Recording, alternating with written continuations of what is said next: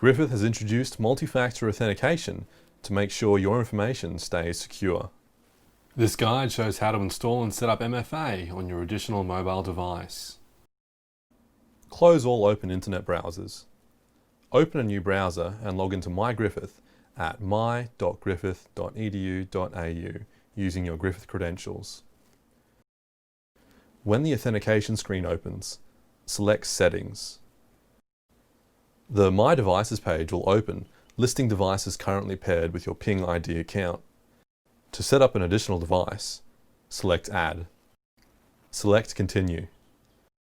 An authentication window will display. Authenticate with your primary MFA device. The Add a New Device window will open. On your mobile, download the Ping ID app from your app marketplace. Open the app. Read and accept the terms of service. You may need to allow the app to access device resources.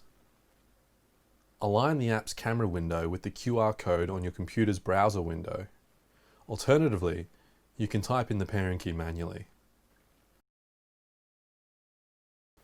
Enter a device name. Swipe up. You've now set up multi-factor authentication on your additional mobile device.